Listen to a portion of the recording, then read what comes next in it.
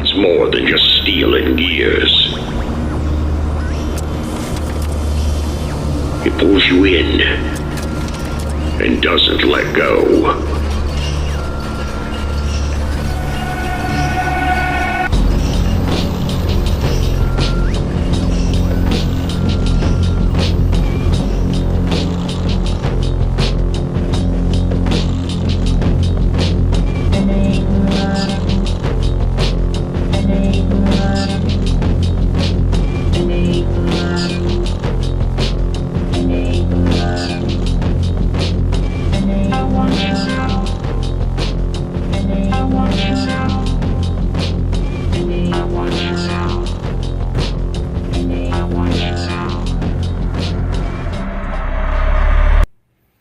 Okay, hello. Welcome back to the Carousel Podcast.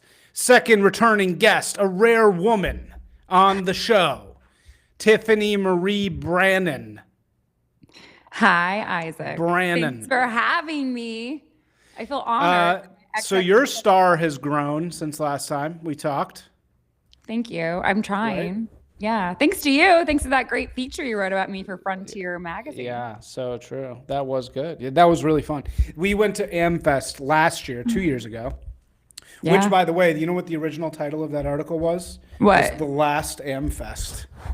And how right was I about that? I mean, Not talk for about reasons that I knew, prophetic but- in a bad way, Isaac. I know. Put it back I in know. the- No, it's really sad. Very sad. So what was it like this year? How was AmFest this year? Okay, there's two ways I can answer this question. The first way is the way that a friend would and be like, "Oh yeah, it was really great." And it was nice that genuinely we were all together, that there was a lot of people at the movement, that there were a lot of young people there, people that had never been to an AmFest before. It was really honoring of Charlie, and I liked that they stuck to his original speaker list. I thought that was great. But the TMB response is what a shit show, frankly. I'm sitting there and, Ben Shapiro does his speech, and then I'm sitting there in front of Bannon while he does his speech, and just the bombs with Tucker and Megan, and you're sitting there in the VIP and you're going, what is happening right now? Is this high school or are we the conservative party? And tell us before you just assume everybody knows what happens. This is actually the perfect segue into this episode. It actually is. Yeah. Who would have So thought? tell us what happened. Tell the people what actually happened. So people, for those of you who do not know, at America Fest this year here in Phoenix, which is where I live, put on by Turning Point USA. It's the thing they do every year. It's usually the week right before Christmas. And usually, so there's like a media row and there's speakers and there's breakout sessions. They record Charlie's podcast live. This year, because of Charlie being assassinated and because of the weird fracturing split that's going on in the conservative party between guys like Bannon, who are so solidly America first, to all at all costs, and guys like Tucker, who basically just hate Israel. And then you have, Ben Shapiro, who is basically saying F you all. So Ben came on first, and he was the first speaker the first day, or like the closing speaker of the first day, the big headliner. And he just went nuclear and dropped every kind of bomb and personally went after every single person, including Megyn Kelly, who he's friends with, who he's basically said is no longer his friend because of how they refused to condemn Tucker Carlson for going against Jews and Israel and being fairly anti-Semitic and I mean, basically called him an agent of Qatar, and essentially really held him accountable for platforming, the disgusting person that is Nick Fuentes, who is just the worst of the worst, and giving him a platform that Charlie never would have given him, which is true. I mean, I think out of all, and I like Tucker generally. I like Bannon. I like Megan. I like all these people. Again, it's weird because it's like your parents are fighting and you're like, I don't know what to do here. These are the people these are my family. How do you pick a favorite family member at this point? I mean, maybe some of you have an easier time than others doing that, but it was like everyone, and it wasn't they weren't nice about it. They weren't going dancing around it, because then Tucker came next, and Tucker just responded to everything Ben had laid down and was just like, again, full explosive, like to the throat punches. And then you have Megan responding in a sit down with my other friend, Jack Posobiec. And that was like explosive because, again, love Megan. And she was like, well, I guess Ben Shapiro is no longer my friend. And then after that, you had Bannon the last day, or the second to last day, right before JD Vance on the last day. And Bannon just basically went straight after Ben Shapiro and said that he was a cancer on America and a cancer to the conservative party. And we're sitting there and you're watching, Bannon's on the screens. There's all these young kids. And to sit there as someone that loves Israel, as someone that is pro-Israel, who loves the Jewish people, who is a conservative Christian, who is as conservative as they get and as quote unquote Republican as you can get, I was so deeply offended with Bannon for saying what he said about someone like Ben Shapiro, who is so unabashedly pro-America, pro-MAG. I mean, did he always want to vote for Trump? No. Was he a DeSantis guy? Sure. Were a lot of people? Sure. Does that make him un-American? No. And all those kinds of speeches are fuel the flames to rhetoric that is blatantly anti-Semitic, that blames everything on the Jews.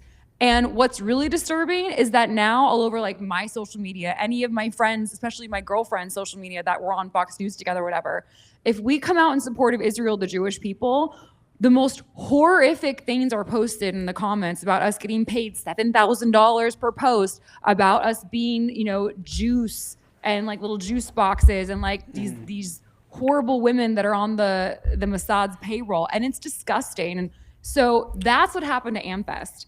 And the other part was that if you were on the conservative media side, if you were someone that maybe has a platform or is recognizable in any way, before that, like Isaac, remember how it was this last year in 2024, we just won the election. We were going into the inauguration. Everyone was excited. And it was this like high energy. We were all part of one team. It was cohesive.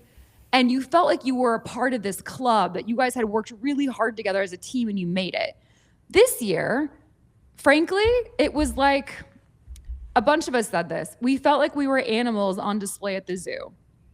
And since Charlie was assassinated, it's like anyone that ever listened to his podcast bought a ticket for Christmas, and that was their Christmas present, to come look and stare and, try to interact with people that they watch on their Instagram accounts that they never otherwise would have been. Maybe they're from Nebraska or South Dakota or wherever. That is what AmFest is. AmFest is like, but it was to a different level. Like, dude, it was weird. And so there was so where did you end up in? So the battle was, and this is going to tee up the rest of the conversation. The battle is the battle that is basically defining the right now, which is, the kind of traditional big C conservatives for whom Ben Shapiro has kind of inherited the mainstream-ish, who are very free market, all the typical conservative shit. Personal responsibility, free market economics,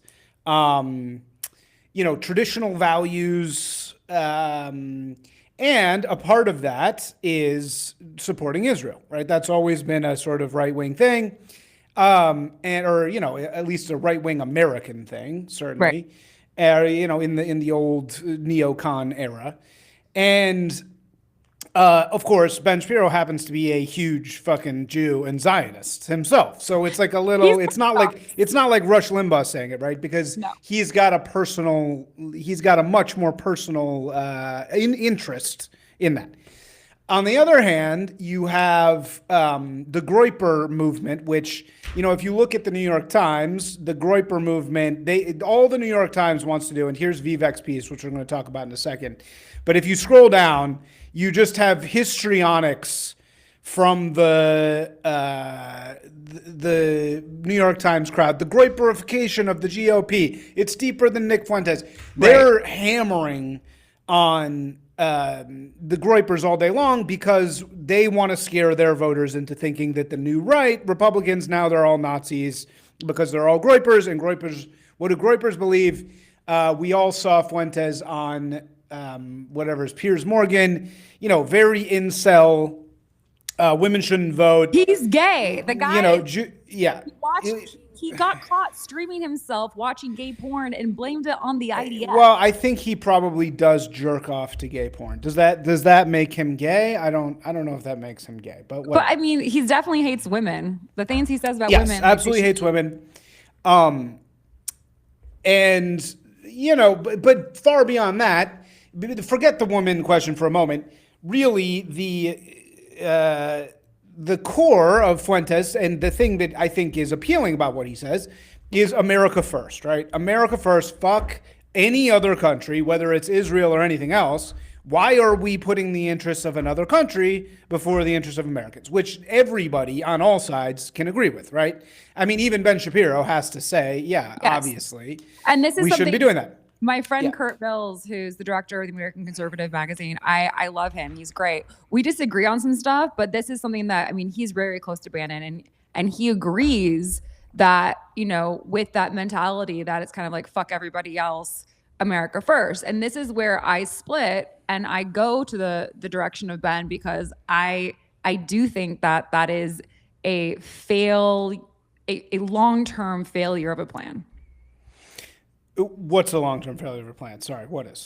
Being anti-Israel, trying like American first at all costs. But hold on, but wait a second. I'm sure you agree that the interests of Israel should not become before the interests of America, right? No, you certainly agree with that, right? Everybody agrees. Nobody doesn't agree with that. I mean, I think the question that the Groypers would like to put to Ben is, okay, do finger on the button, Israel or America, what's it going to be? Right? Yeah. Ben would say America. If he was asked that question, he was forced to answer it, he would say America. Deep down, though, I think it's Israel for him. If I really am being honest, I think that he would choose Israel. Really? But again, yeah, I think he would. But whatever. Like, again, that's not me saying Ben Shapiro is horrible. I'm just saying I think that he would choose Israel, probably. There's things about, I mean, he's a California guy. I don't know. He really loves it. Maybe I'm wrong. I don't really know Ben Shapiro that well. So it's very possible that I could be wrong about that. And maybe he would choose America. That's then great. In any case, rhetorically speaking, every person on earth, every person in America agrees that the interests of Israel should not come before the interests of America.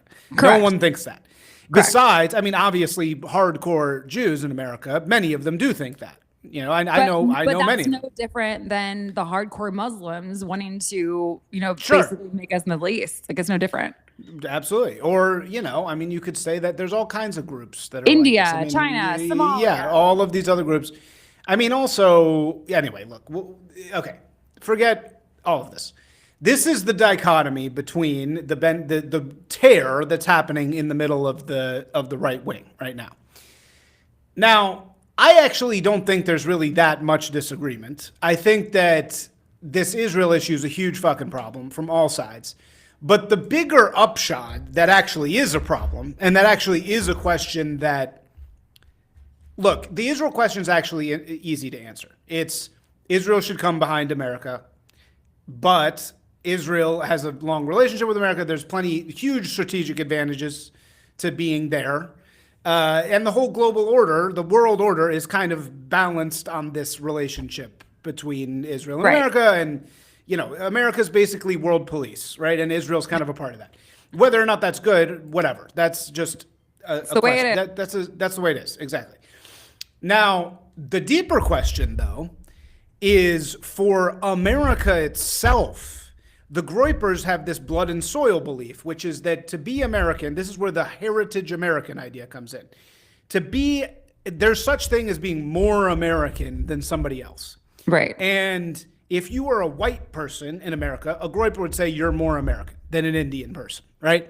Right. I think most Groypers would also simultaneously agree that if you're a black American, you're equally as American because they've been here from the very beginning, right? I mean, you can't tell an African American, or at least 75%. You're not American. That would be insane. 3/4 that. Right? Yeah. You're 3/4 American. Yeah. No, but like you can't really. No, I don't think any Groyper would make the argument that like a descendant of slaves is less. I mean, American, Nick Fuentes might, but I don't think Fuentes would make that. I think, but Fuentes might say, and I've been told this, that Jews are not Americans, right? That Jews cannot be Americans because actually our loyalty, the Jewish loyalty, is actually to another nation, right? Yeah, genetically. He thinks you're genetically. Or genetically, which is total fucking bullshit. And I actually slapped a guy once who said that to me in person because, my fucking family founded the country on the other side. And just because they married a Jew like last generation, I'm not American. You're not going to fucking tell me that. Exactly. And that nobody believes that. No person actually, that descendant line from the Mayflower, they had a baby with a Jew. Now you suddenly are not American anymore. Like if I actually pledged allegiance to Israel over America, fine. Then you're right. Fuck me. I shouldn't be American. I agree with that. But I'm not that. I am truly loyal to America, way beyond Israel, far beyond Israel. In any case, this is still very abstract. The real question is that I think is tough to answer, and this is what Vivek is talking about. This is what I think the modern right really has to tangle with. Is there such thing as being more American than somebody else? Is there a certain whiteness or blackness in being American? And somebody who comes here and they're Vivek and they've been here for 5 fucking seconds, they are completely not American until they sign a piece of paper. Are they American? Are they less American than a heritage American? What is your response to that? This split, and he wrote this New York Times article where he's writing about this. Yes, the split that he identifies, where the two different ideologies that he identifies are, you either believe that it's an it's either American identity or American ideals. All right. So saying that like the heritage concept is like you have an American identity, like you were on the Mayflower, your great whatever was on the Mayflower. You were pilgrims. You came to the Wild West as cowboys. You were in the gold rush in 49 or whatever. Or you have American ideals and principles, like everyone that he loves on those H-1B visas, who wants to come to the land of freedom, the land of milk and honey and opportunity, and they believe in freedom. They believe in all the things that America, stands for, like a city on a hill, that they look at, the old pictures of Ellis Island or that Statue of Liberty, and that's what it stands for, are these ideals. So that's where he sees the split. Now, what I think he misses in this argument are two things.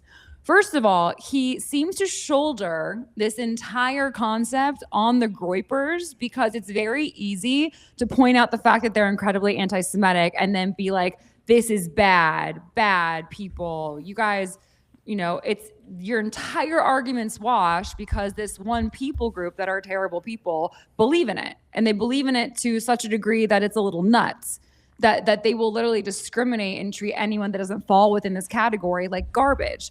That's wrong. That's pretty easily identifiable by anyone that has basic common sense and a brain that functions. And then you have the split where it's like, well, anyone that has these ideals, right? And he kind of elevates them to like it's everyone that's not a Groyper. You're not anti-Semitic if you believe in this. You're actually a much better person than this terrible people group if you believe in the American ideal principle.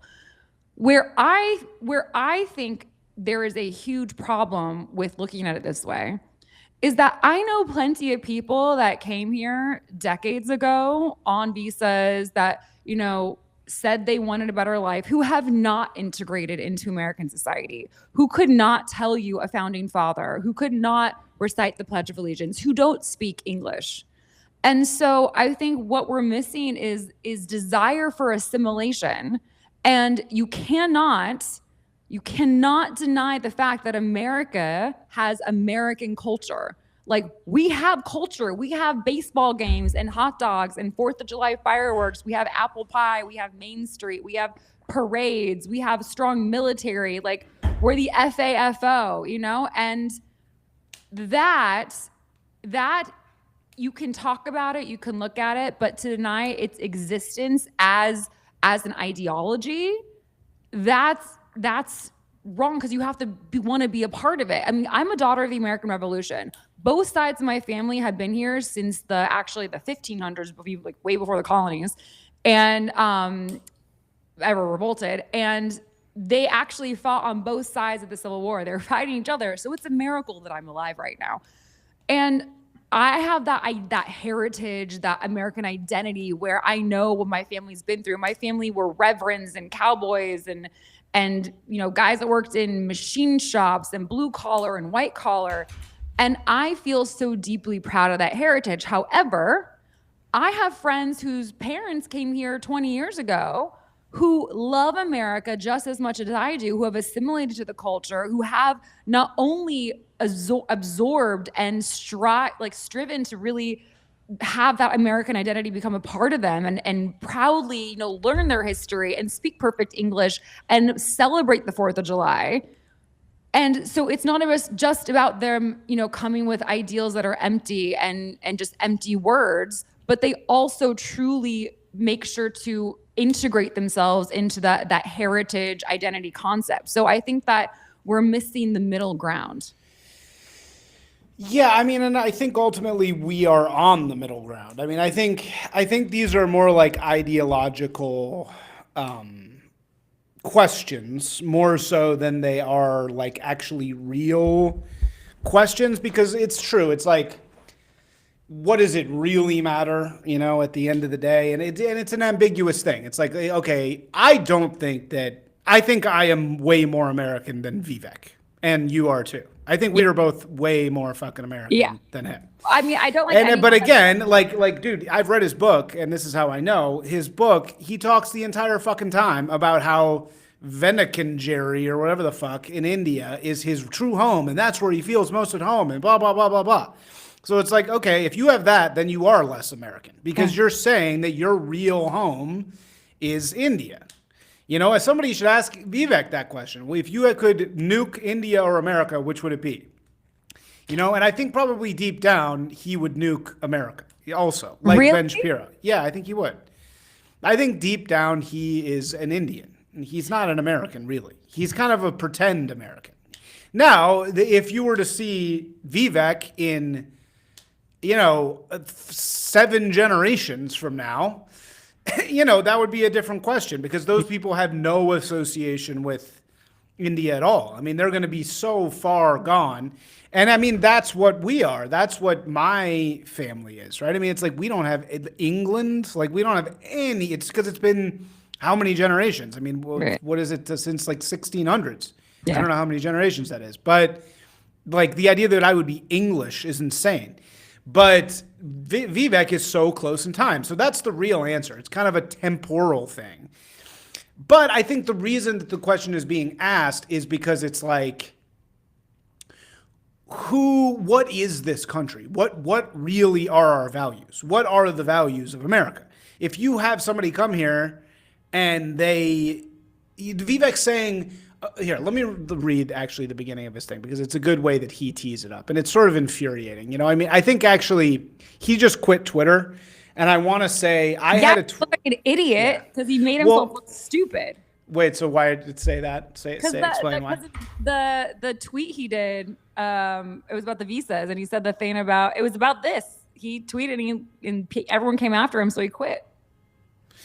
Yeah, well, so I had actually gone after him long ago in a super viral tweet that I think he responded to, actually. Shocker, Isaac. Shocker. And it was about this exact issue, because he had said something like, America is not a people, America is an idea, and blah, blah, blah, blah, blah. Yeah. And it's like, okay, that's real fucking convenient for you, Vivek. Well, my problem like Vivek, Mr. Vivek, who can fucking go back to his home country anytime you want, and you're a big star, and blah, blah, blah. But we don't have that. There's no home country for us. This is the fucking home country, man. And so it's not just like, oh, we're a nation of ideas. There's no such thing as being like blood American, but it's like, okay, if I'm not blood American, what am I? Yeah. And actually his viewpoint is going to give birth to more white identitarianism, because then people are going to answer that question of, okay, well, what are you? I'm white. And they're going to say, I'm more white than I am anything else. And so it's like his view is just fucking wrong. But anyway, so he says in this thing, he starts his New York Times piece by saying, There are two competing visions now emerging on the American right, and they are incompatible. One vision of American identity is based on lineage, blood, and soil. Inherited attributes matter most. The purest form of an American is so-called heritage American, one whose ancestry traces back to the founding of the United States or earlier. And then he says the alternative, in my view, correct version of American identity is based on ideals. Americanism isn't a scalar quality, I don't know what that word means, that varies based on your ancestry. Oh, scalar is in more or less.